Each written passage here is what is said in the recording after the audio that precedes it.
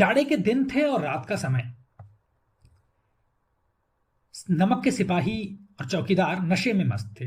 जो सिपाही थे जो वहां पर पहरा दे रहे थे, जहां इनकी ड्यूटी लगी हुई थी मुंशी वंशीधर की, वो अपना नशे में डूबे हुए हैं। वंशीधर को यहाँ आए अभी 6 महीनों से अधिक नहीं हुए थे, लेकिन इस थोड़े समय में ही उन्होंने अपनी कार्यकुशल यानी अपने काम को अच्छे से करने वाला इंसान, तो जो इंसान अपने काम को अच्छे से करता है उसे कार्यकुशल कहते हैं। और उत्तम आचार से, उत्तम मतलब अच्छा, आचार मतलब बिहेवियर, अपने अच्छे बिहेवियर से उन्होंने अफसरों को, ऑफिसर्स को भी मोहित कर लिया था। मोह लेना मतलब अगर कोई बहुत अच्छा कोई काम करे और दूसरा इंसान बहुत खुश हो जाए तो कहते हैं उसको उसने मोह लिया है, मोहित कर लिया है, प्रसन्न कर लेना, खुश कर लेना। अफसर लोग उन पर बहुत विश्वास करते थे, भरोसा करने लगे थे कि ये अपना काम भी अच्छे से करते हैं, ईमानदार भी हैं, इनका बिहेवियर भी अच्छा है। नमक के दफ्तर से 1 मील पूर्व, मील यानी माइल, जैसे माइल स्टोन वर्ड है ना, तो पहले जमाने में जैसे आज हम किलोमीटर में नापते हैं दूरी, तो उन दिनों मील में नापी जाती थी। आज भी ऐसा नहीं कि नहीं है, मील अभी भी है। तो 1 मील पूर्व की ओर जमुना बहती थी। जमुना, यमुना जो रिवर है उसका बिगड़ा हुआ यह शब्द है जमुना। कई जगहों पर आप देखेंगे य को ज के रूप में उच्चारण कर लिया जाता है, जो इसका प्रोनाउंसिएशन है य का ज कर लिया जाता है, तो यमुना से जमुना हो गया। उस पर नावों का एक पुल बना हुआ था। नाव का पुल बनने का मतलब, एक तो मैं आपको दिखाता हूं, एक तो ये पुल है जो सबसे नीचे आपको दिख रहा है, ये पुल है, बहुत सारे पिलर्स बने हुए हैं और उस पर एक सड़क बनी हुई है, उस पर गाड़ियां आ जा सकती हैं, लोग आ जा सकते हैं, ये तो सामान्य पुल है। और एक उसके ऊपर एक चित्र है, उसमें एक बोट बनी है, नाव। तो कई बार ऐसा होता है, और यहां देखिए एक जगह नाव है, बहुत सारी नाव मिलाकर के रखी गई और उसके ऊपर चलने की व्यवस्था कर दी गई है। तो ये नाव हो गई, बहुत सारी नावें और उसके ऊपर सारी नावों को मिलाकर के और एक रास्ता बना दिया। तो वो ऐसा, वो पुल क्या है, पुल उस चीज को पार करने के लिए, उस नदी को, तो नदी को पार करने के बहुत सारे तरीके हो सकते हैं, उनमें से एक ये है, नावों पर को मिलाकर के एक रास्ता बना देना, वो नावों का पुल हो गया। और उसके ऊपर एक जो चित्र देख रहे हैं जिसमें बहुत सारे टैंकर्स से पानी में तैर रहे हैं और उसके ऊपर एक रास्ता बना हुआ है, इसको पीपा पुल कहते हैं। पीपा यानी टैंकर समझ लीजिए। ये बड़े बड़े लोहे के टैंकर्स होते हैं जिनमें जो खाली रहते हैं बिल्कुल, और इन्हें चूंकि ये अंदर से पूरे खाली हैं तो पानी भी रखेंगे तो ये तैरेंगे, तो बहुत सारे एक तरफ से रख दिए जाते हैं, तो वो तैर रहे होते हैं और उन्हीं को आपस में मिला करके उनके ऊपर एक सड़क सी बना दी जाती है। ऐसे पुल को पीपा पुल कहते हैं। तो यहां जो पुल बना हुआ है नावों को मिलाकर, बहुत सारी नावों को मिला करके और एक रास्ता बना दिया गया था उसके ऊपर, तो वो नावों का पुल हो गया। दरोगा जी किवाड़ बंद किए मीठी नींद सो रहे थे। अचानक आंख खुली तो नदी के प्रवाह की जगह, प्रवाह माने बहाव, फ्लो, नदी का फ्लो है, नदी का पानी जो बह रहा है उसकी एक आवाज होती है, वो आवाज नहीं सुनाई दी उनको। उसकी जगह गाड़ियों की गड़गड़ाहट, गाड़ियों, जब बहुत सारी नाव है, वो एकदम प्लेन और मजबूत रोड नहीं है कि उस पर गाड़ियां जाएंगी तो आवाज नहीं होगी। नाव पर वो जो गाड़ियां जाएंगी तो लकड़ी ऊपर रखी हुई है तो उस पर वो आवाज होगी। दूसरी बात की बैलगाड़ियों पर उस समय सामान आता जाता रहता था, तो बैलगाड़ी चलने पर भी आवाज होती है, बैलों के पैरों की आवाज होगी, जो बैलगाड़ी में पहिया लगा है लकड़ी का उसकी आवाज होगी, और मल्लाहों का कोलाहल सुनाई दिया। मल्लाह यानी जो नाव खेने का काम करते हैं, जो उस नाव, बोटमैन कहते हैं, जो नाव को चलाने का काम करते हैं उनको मल्लाह कहते हैं। उनका कोलाहल सुनाई दिया, कोलाहल मतलब शोर, नॉइज। फिर क्या हुआ, इतनी रात गए गाड़ियां क्यों नदी के पार जाती हैं? अवश्य कुछ न कुछ गोलमाल है। तर्क ने भ्रम को पुष्ट किया। अब कह रहे हैं कि इतनी रात में गाड़ियां क्यों जा रही हैं, कुछ गोलमाल जरूर है। तर्क ने भ्रम को पुष्ट किया। जब इन्होंने ये वाला लॉजिक अपने मन में दिया तो इनका जो भ्रम था, भ्रम का मतलब कुछ भी जो धोखा हो रहा है, जो चीज लग रही है कि ये चीज है कि नहीं है, उस भ्रम में पड़े हुए हैं, या समझ रहे हैं कि ये चीज कुछ दूसरी है। तर्क ने भ्रम को पुष्ट किया। जो इनके मन में भ्रम था वो थोड़ा और मजबूत हुआ कि अरे इस समय रात में क्या जा, अवश्य कुछ गोलमाल है। इतनी रात गए गाड़ियां क्यों नदी के पार जाती हैं? आखिर इतनी रात में गाड़ियों को जाने का क्या काम है? अवश्य कुछ न कुछ गोलमाल है, इनके मन में आ रहा है कि कुछ गोलमाल है। गोलमाल का मतलब कुछ गड़बड़ है। तो अब ये मन में आया कि कुछ गड़बड़ है, और जब ये लॉजिक उन्होंने दिया कि रात को गाड़ी क्यों जा रही है, तो उनका भ्रम और मजबूत होगा कि नहीं, जरूर कुछ गड़बड़ है। यानी जो डाउट था उनको वो और मजबूत हो गया। वर्दी पहनी, यूनिफॉर्म अपनी पहनी, तमंचा जेब में रखा, अपनी बंदूक रखी, और बात की बात में यानी तुरंत घोड़ा बढ़ाए हुए, उस समय गाड़ियां नहीं थी उतनी, तो घोड़े पर बैठकर वो आ रहे हैं, घोड़ा बढ़ाए हुए पुल पर आ गए। गाड़ियों की एक लंबी कतार, कतार मतलब रो, एक लंबी लाइन पुल के पार जा रही थी। जाती हुई उन्होंने देखी, डांट कर पूछा किसकी गाड़ियां हैं। तो अब वो पूछ रहे हैं, जाहिर सी बात है भाई, अगर वो दारोगा है, वो इंस्पेक्टर है, वहां तैनात उनको किया गया है, तो उनको बता के जाना चाहिए। थोड़ी देर तक सन्नाटा रहा। सन्नाटा यानी साइलेंस, कोई कुछ नहीं बोला। जो आदमी साथ में थे गाड़ियों के, उनमें कानाफूसी हुई। कानाफूसी का मतलब होता है धीरे धीरे बात करना, किसी के कान के पास जाकर के धीरे से बोलना, विस्पर करना। तब आगे वाले ने कहा पंडित अलोपीदीन की। अब वंशीधर पूछ रहे कौन पंडित अलोपीदीन, तो उन्होंने बताया दातागंज के। दातागंज एक जगह का नाम है। मुंशी वंशीधर चौंके, वो थोड़ा शॉक्ड हुए। पंडित अलोपीदीन इस इलाके के, इलाका मतलब इस रीजन के, इस आसपास की जगह में सबसे प्रतिष्ठित जमींदार थे, सबसे रेप्यूटेड, सबसे रिस्पेक्टेड जमींदार थे। जमींदार मतलब लैंडलॉर्ड। लाखों रुपए का लेन देन करते थे उस समय। आज से 100 साल पहले लाखों रुपए का लेन देन करना मतलब करोड़पति होना आज के जमाने में। इधर छोटे से बड़े कौन ऐसे थे जो उनके ऋणी ना हो। यानी वो इतने बड़े जमींदार थे, इतने बड़े पैसे वाले थे कि हर इंसान उनका ऋणी था। यानी किसी का उन्होंने कोई काम किया होगा, किसी को पैसे दिए होंगे, किसी की और सहायता की होगी, हर इंसान उनका ऋणी था, यानी उनका कर्जदार था। व्यापार भी लंबा चौड़ा था। चलते पुर्जे आदमी थे। चलते पुर्जे आदमी होने का मतलब बहुत एक्टिव होना, सब कुछ जानने समझने वाला होना, दुनियादारी, जो कैसे लोगों को डील करना है, कैसे उनसे बात करनी है, सब कुछ जिसको अच्छे से आता हो, अपना सारा काम करवा लेता हो आसानी से, वो चलता पुर्जा आदमी कहलाता है। अंग्रेज अफसर जब आते थे उनके इलाके में शिकार खेलने के लिए, हंटिंग के लिए, तो उनके यहाँ मेहमान रहते थे, यानी बड़े बड़े ऑफिसर्स उनके यहाँ एज ए गेस्ट आते थे। 12 मास सदाव्रत चलता था।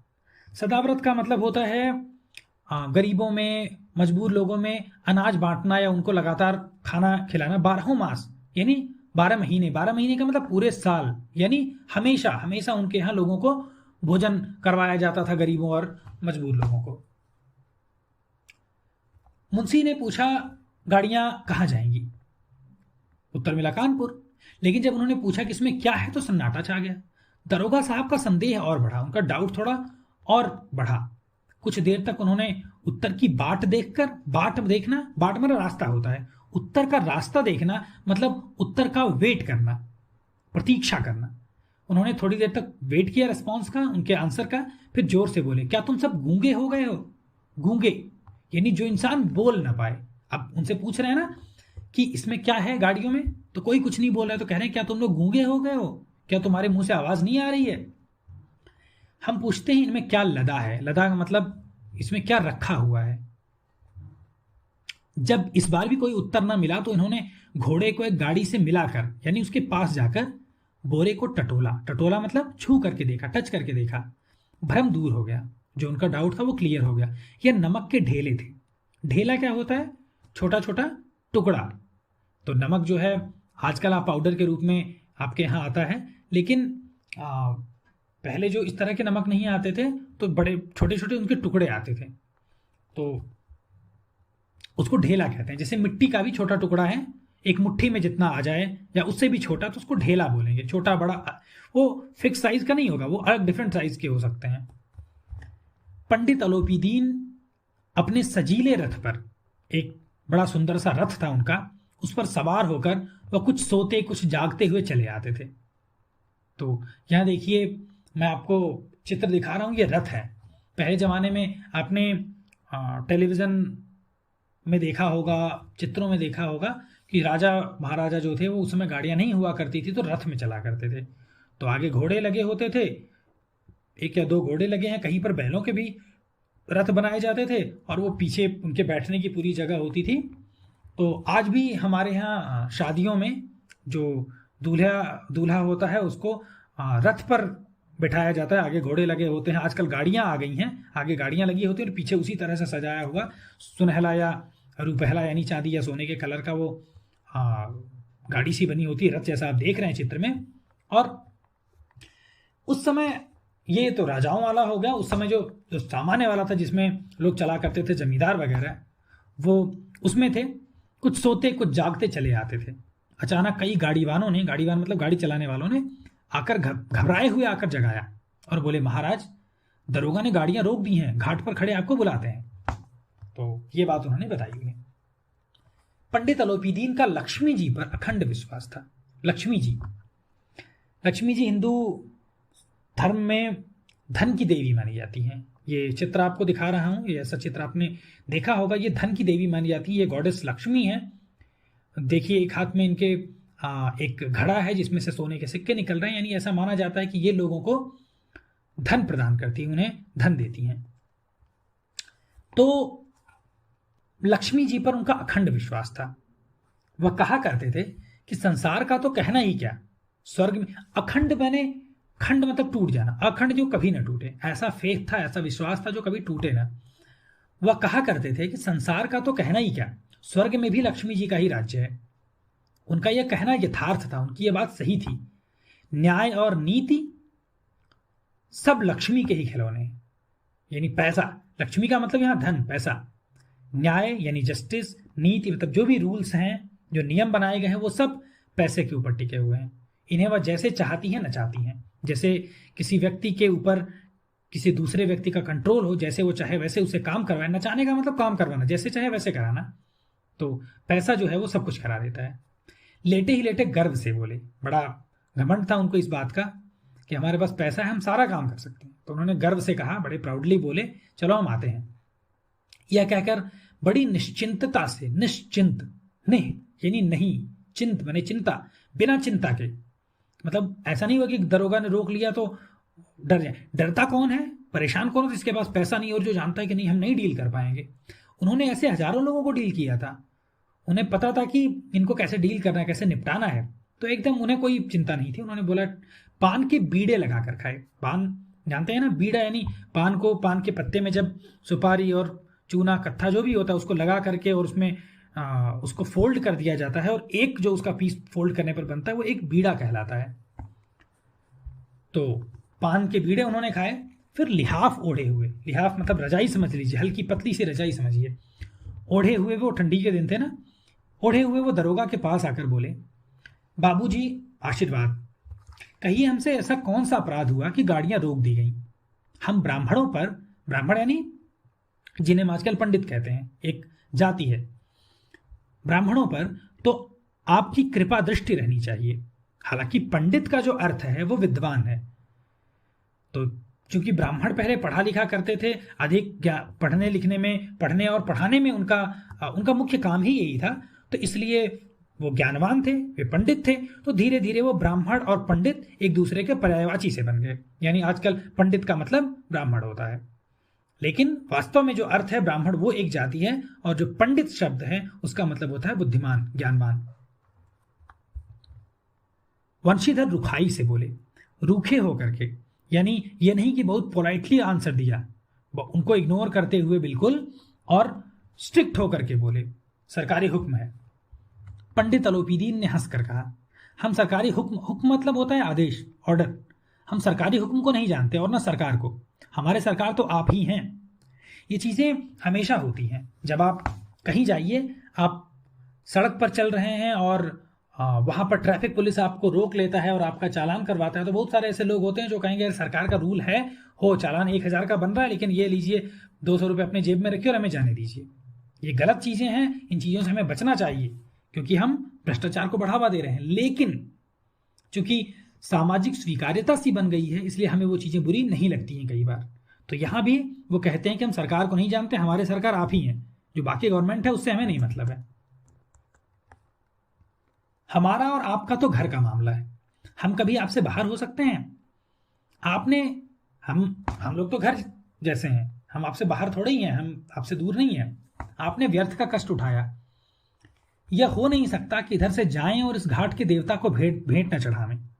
मैं तो आपकी सेवा में स्वयं ही आ रहा था। घाट का देवता, जैसे कहीं मंदिर पर जाते हैं और वहां पर चढ़ावा चढ़ाते हैं या किसी व्यक्ति को के पास जाते हैं तो उसके लिए कुछ लेकर जाते हैं, वैसे ही मुंशी वंशीधर को जो उस नमक के विभाग के वहां पर दरोगा हैं, उनसे वो कहते हैं कि आप इस घाट के देवता हैं, हम यहाँ आएंगे तो आपको चढ़ावा चढ़ाएंगे, भेंट चढ़ाएंगे, यानी आपको हम कुछ ना कुछ पैसे देकर ही जाएंगे।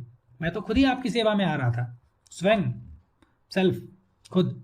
वंशीधर पर ऐश्वर्य की मोहिनी वंशी का कुछ प्रभाव ना पड़ा। ऐश्वर्य मतलब धन, पैसा, तो जो भी धन दौलत की उन्होंने धौंस जमाई उसके सामने कि हम इतने बड़े इंसान हैं, उसकी मोहिनी वंशी का, वंशी मतलब बांसुरी होती है, फ्लूट, जैसे जैसे बांसुरी बजाई जाए और कोई व्यक्ति बिल्कुल आंख बंद करके और खो जाए उसमें और सुनने लगे, तो इन्होंने धन की वंशी बजाई, यानी पैसे की वंशी बजा करके, पैसे का जो पावर था वो दिखा करके उन्होंने सोचा कि इनको हम मोहित कर लें, इनको हम अपने वश में कर लें। लेकिन ऐसा हुआ नहीं। ईमानदारी की नई उमंग थी, नए नए इंस्पेक्टर बने थे, नए नए नमक के दारोगा बने थे, ईमानदारी भरी हुई थी बिल्कुल। जब आप पढ़ाई करते हैं, जब आप नौकरी नहीं कर रहे होते हैं और समाज को देखते हैं आप, तो आपको लगता है कि कितनी गलत बात है ये सब ना, जो ऑफिसर्स हैं जो पैसे लेते हैं, जो ब्राइब लेते हैं, रिश्वत लेते हैं, वो कितना गलत करते हैं। लेकिन जब आप खुद उस जगह पर पहुंच जाते हैं तो कई बार आप स्वीकार कर लेते हैं कि अरे ठीक है, ऐसा तो करना ही होता है, मैंने बहुतेरे ऐसे लोगों को देखा है। इन चीज़ों से हमें बचना चाहिए। उन्होंने कहा कि हम उन नमक हरामों में से नहीं हैं। नमक हराम और नमक हलाल दो शब्द है। नमक हराम का मतलब होता है किसी इंसान का अगर आप उससे कुछ फायदा ले रहे हैं, उसका खा पी रहे हैं, वो आपकी हेल्प कर रहा है, तो बदले में आप भी उसके लिए ईमानदारी से काम करिए। तो ये हो गई नमक हलाली, यानी उसका नमक आपने अदा कर दिया, उसका नमक आपने चुका दिया, उसका जो उसने आपके ऊपर आपकी जो भी उसने हेल्प की थी उसको आपने पे कर दिया। और नमक हराम यानी जो इंसान इसका उल्टा हो, जो इंसान ऐसा ना करे। ठीक है, तो नमक हराम, तो सरकार पैसे दे रही है, सैलरी दे रही है, और हम अगर उसका काम नहीं कर रहे हैं ईमानदारी से, हम गलत काम कर रहे हैं, तो हम नमक हराम कहे जाएंगे। हम उन नमक हरामों में नहीं है जो कौड़ियों पर अपना ईमान बेचते हैं। ईमान मतलब ऑनेस्टी। कौड़ी क्या होती है? पहले जमाने में जब ये पैसों का इतना प्रचलन नहीं था, तो एक तरह की शेल होती है कौड़ी। मैं आपको अगले चित्र में आइए दिखाता हूं। ये देखिए, ये चित्र है, इसमें ये जो बनी हुई इसको कौड़ी कहते हैं। तो कुछ विशेष तरह की कौड़ियों को पहले क्वाइंस के रूप में, मुद्रा के जगह पर, instead of the coin use किया जाता था। जैसे किसी चीज को खरीदना है तो 10 कौड़ी में ये चीज मिल गई। तो बहुत सारे धेला, कौड़ी, ये सब चीजें चला करती थी। बाद में आकर के जब मुद्रा प्रचलित हुई तो उसमें फिर पैसे का और रुपए का और आना का प्रचलन हुआ। तो कौड़ी मतलब बहुत कम अमाउंट, बहुत थोड़ा अमाउंट, बहुत थोड़ा पैसा। हम कौड़ियों पर अपना ईमान बेचते फिरते हैं, ऐसे नहीं है। आप इस समय हिरासत में, हिरासत मतलब यू आर अंडर अरेस्ट, आप इस समय हिरासत में हैं, आपको गिरफ्तार किया जाता है। आपका कायदे के अनुसार चालान होगा। कायदा मतलब रूल, नियम। आप नियम के अनुसार आपका चालान होगा, यानी आपको जेल भेजा जाएगा, वहां आपके ऊपर आपको सजा सुनाई जाएगी और उसके बदले में आपको या तो जेल में रहना पड़ेगा या कुछ पैसे जमा करने पड़ेंगे जो आपने क्राइम किया है उसके बदले में। ये चीजें होंगी। बस मुझे अधिक बातों की फुर्सत नहीं है, इससे ज्यादा मैं बात आपसे नहीं कर सकता। फुर्सत मतलब फ्री रहना, मैं खाली नहीं हूं कि आपसे ज्यादा बातें करूं। उन्होंने अपने एक कांस्टेबल को बोला, जमादार बदलू सिंह को उन्होंने बुलाकर बोला कि तुम इन्हें हिरासत में ले चलो, इनको अरेस्ट करो, मैं हुक्म देता हूं, मैं तुम्हें ऑर्डर दे रहा हूं। ओलोपीदीन स्तंभित हो गए। स्तंभ मतलब होता है पिलर, स्तंभित मतलब पिलर की तरह बिल्कुल स्ट्रेट, बिल्कुल स्टैच्यू बन के खड़े रह जाना। जब कोई चीज ऐसी हो जाए जिसको एक्सपेक्ट ही नहीं किया आपने, तो क्या होगा? आप बिल्कुल शॉक्ड रह जाएंगे, चुपचाप खड़े रह जाएंगे। तो वो खड़े रह गए। गाड़ी वाहनों में हलचल मच गई। अब वो लोग जल्दी जल्दी आपस में बात करने लगे, हिलने डुलने लगे एक दूसरे के पास जाकर कि किया क्या जाए अब, क्योंकि ये तो अरेस्ट करने जा रहा है हमारे मालिक को। पंडित जी के जीवन में कदाचित यह पहला ही अवसर है, कदाचित मतलब शायद पहला ही अवसर था कि पंडित जी को ऐसी कठोर बातें सुननी पड़ी। आज के पहले ऐसी बात किसी ने उनसे नहीं की थी। बदलू सिंह आगे बढ़ा, किंतु रोब के मारे यह साहस न हुआ कि उनका हाथ पकड़ सके। लेकिन पंडित जी इतने बड़े आदमी थे, जो आप सोचिए कि आप जब किसी बड़े व्यक्ति से, बड़े का मतलब यहाँ पर जो आपसे बुद्धि में ज्ञान में बड़ा है, जैसे कोई बड़ा साइंटिस्ट है, बड़ा एक्टर हो, बड़ा पॉलिटिशियन, उसके सामने चूंकि उसका नाम, उसका नेम फेम इतना ज्यादा है कि आप उसके सामने थोड़ा नर्वस हो जाते हैं, थोड़ा डरते हैं। तो उनके उस रोब के मारे, जो उनका प्रभाव था वंशी अलोपीदीन का, उस प्रभाव के मारे उसका ये हिम्मत नहीं हुई कि वो जाके उनको हाथ पकड़ सके, उनको अरेस्ट कर सके। पंडित जी ने धर्म को धन का ऐसा निरादर करते कभी ना देखा था। धर्म, यहां धर्म का मतलब केवल वो हिंदू मुस्लिम वाला धर्म नहीं है। धर्म का मतलब यहां रिलीजन नहीं है। धर्म का मतलब किसी व्यक्ति की मान्यताओं से है। जैसे उसने अपने मन में बनाया हुआ है कि मैं सरकार की नौकरी कर रहा हूं और मैं बेईमानी नहीं करूंगा, मैं करप्ट नहीं होऊंगा, मैं ब्राइब नहीं लूंगा, तो ये उसका धर्म है। जैसे एक शिक्षक है, उसका धर्म है शिक्षा देना। एक विद्यार्थी है, उसका धर्म है उस समय शिक्षा लेना। बाकी क्या हो रहा है उसको बाद में देखा जाएगा। तो जो भी हम काम कर रहे हैं, एक तरह से हमारा ऑनेस्टी के साथ जो हम अपना काम कर रहे हैं, वही हमारा धर्म है उस समय। धर्म को धन का ऐसा निरादर, निरादर, नहीं मतलब नहीं, आदर मतलब रिस्पेक्ट, यानी रिस्पेक्ट ना करना। आज तक उन्होंने कभी नहीं देखा था कि किसी इस तरह की मान्यता रखने वाले व्यक्ति ने धन का ऐसा डिसरिस्पेक्ट किया हो। उनको लगा, विचार किया कि लड़का अभी उद्दंड है। तो उद्दंड कहते हैं जो कोई बहुत शरारती हो, बहुत जिद्दी हो। तो बोले कि उनके मन में आया कि लड़का अभी बहुत जिद्दी है, बहुत उद्दंड है, नया नया अभी आया है, माया मोह के जाल में नहीं पड़ा। माया मोह, मोह मतलब किसी से अफेक्शन रखना, किसी से प्रेम रखना। माया मतलब पैसे के सेंस में यूज किया जाता है इस शब्द को, कि माया मोह के जाल में मतलब जब इंसान को पैसे की जरूरत होती है और उसको आदत लग जाती है पैसे खर्च करने की और उस ऐश में रहने की, तो फिर वो उससे बाहर नहीं रह पाता। तो ये लड़का भी नया नया है, इसको पैसे का इतना महत्व नहीं पता है, अल्हड़ है, बहुत मस्त टाइप का लड़का है, इसको बहुत ज्यादा दुनियादारी से, बहुत ज्यादा पैसे से नहीं लेना देना, झिझक रहा है, ये हेजिटेट कर रहा है ये सब काम करने में। बहुत दीन भाव से बोले, बहुत बेचारा बन के, बहुत पोलाइटली बोले, बाबू साहब ऐसा ना कीजिए, हम मिट जाएंगे। मिट जाने का मतलब बर्बाद हो जाएंगे, खत्म हो जाएंगे, हमारी इज्जत धूल में मिल जाएगी। इज्जत मिट्टी में मिल जाना, धूल में मिल जाना, डस्ट में इज्जत का मिल जाना मतलब क्या, उनकी बहुत इज्जत, जो उनकी उन्होंने अपनी इमेज बना रखी है, अपनी जो समाज में एक स्टेटस बना रखा है, उसको कितना लोग कहेंगे कि अरे पंडित अलोपीदीन तो पकड़े गए चोरी करते हुए। ये एक तरह की चोरी ही तो है। हमारा अपमान करने से आपके हाथ क्या आएगा, हमारा तो इंसल्ट हो जाएगा और आपको क्या मिलेगा। हम आपसे बाहर थोड़े ही हैं, हम आपसे दूर नहीं हैं, हम तो आप, लेकिन हमें छोड़ दीजिए। वंशीधर ने लेकिन कठोर स्वर में कहा, बहुत बहुत स्ट्रिक्ट वे में उनसे बोला, हम ऐसी बातें नहीं सुनना चाहते। अलोपीदीन ने जिस सहारे को चट्टान समझ रखा था, सहारा मतलब सपोर्ट, चट्टान मतलब रॉक, पहाड़ का एक टुकड़ा, तो जैसे कहीं आप खड़े हों तो किसी दीवार के सहारे खड़े हो जाते हैं, अगर उसका टेक लेकर के, उसका सहारा लेकर के। तो उन्होंने पैसे को अपना सहारा समझ रखा था कि सारा काम मेरा पैसे से हो जाएगा। लेकिन वो जो चट्टान थी, पैसे की चट्टान, यानी पैसा जो उनको चट्टान की तरह से उनको हर जगह खड़ा रखता था, वो पैरों के नीचे से खिसकता हुआ, यानी हटता हुआ मालूम हुआ। ऐसा लगा कि अब ये पैसा काम नहीं आएगा। उनके स्वाभिमान को, सेल्फ रिस्पेक्ट को और धन ऐश्वर्य को, उनके उस पैसे की उस पावर को कड़ी चोट लगी। किंतु अभी तक उन्हें धन की सांख्यिक शक्ति का पूरा भरोसा था। सांख्यिक मतलब नंबर, शक्ति माने पावर। पैसे की अभी जो नंबर्स में जो उसके पावर है, यानी थोड़े में नहीं होगा तो उससे ज्यादा, उससे ज्यादा और ज्यादा। तो एक कई जगह ऐसा भी कहते हैं कि दुनिया में हर चीज बिकती है, बस सही कीमत उसकी लगानी चाहिए। हालांकि मैं इस चीज से आपको सहमत होने के लिए नहीं कह रहा हूं, लेकिन ऐसा लोग इसलिए कहते हैं क्योंकि ज्यादातर जगहों पर ये चीजें लागू हो जाती हैं। जो आदर्शवाद है, जो आइडियलिज्म है, वो प्रैक्टिकल रूप में हमारी सोसाइटी में, हमारे आसपास देखने को नहीं मिलता। इसलिए लोग कहते हैं कि हर चीज बिकती है, बस सही कीमत होनी चाहिए। तो इनको भी, अलोपीदीन को भी ऐसा ही लगता था। अपने मुख्तार से बोले, अपने सहायक से बोले, अपने एसोसिएट से बोले, लाला जी 1000 के नोट बाबू साहब की भेंट करो। आप समझ लीजिए कि उन दिनों 1000 बड़ी रकम रही होगी, 100 साल पहले, 100 साल से भी ज्यादा। आप इस समय भूखे सिंह हो रहे हैं। भूखा शेर मतलब शेर भूखा है, सामने जिसको भी पाएगा वो खा जाएगा उसको। तो आप इस समय भूखे शेर हो रहे हैं। किसको कह रहा है? वंशीधर को कह रहे हैं ये सब कुछ खा जाना चाहते हैं, मतलब इनको ज्यादा कुछ चाहिए और चाहिए, तो इसलिए 1,000 रुपए इन्हें दो।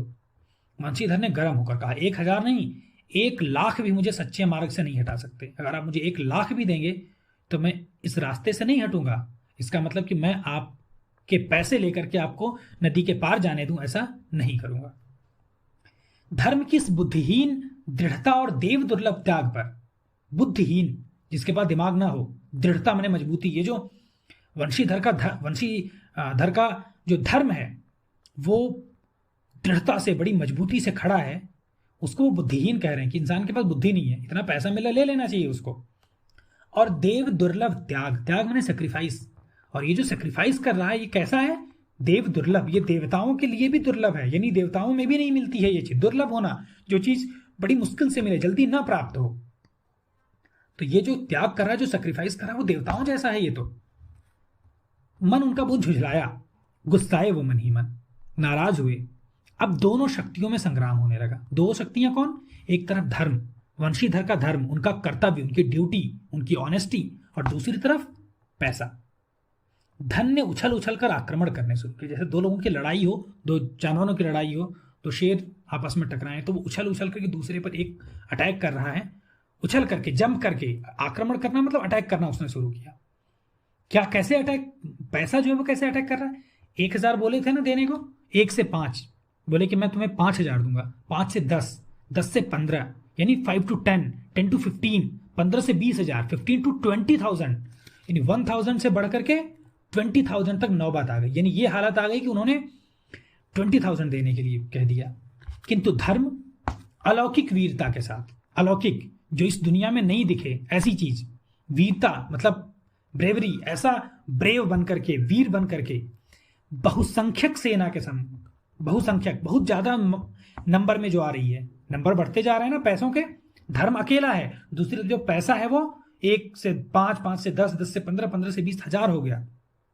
लेकिन दूसरी तरफ जो धन है वो अकेला, पर्वत की तरह, पहाड़ की तरह, अटल, अटल, टल माने हिलने वाला, अटल जो अपनी जगह से न हिले, वो अपनी जगह अविचलित, विचलित का मतलब ये होता है अपनी जगह से हिल जाना। यानी उससे कहा जाए किसी काम को करने के लिए किसी इंसान से, और वो कहे नहीं मैं नहीं करूंगा, बाद में वो कहे अच्छा ठीक है कर लेता हूं, तो ये होगा कि वो विचलित हो गया। लेकिन यहां नहीं हुआ।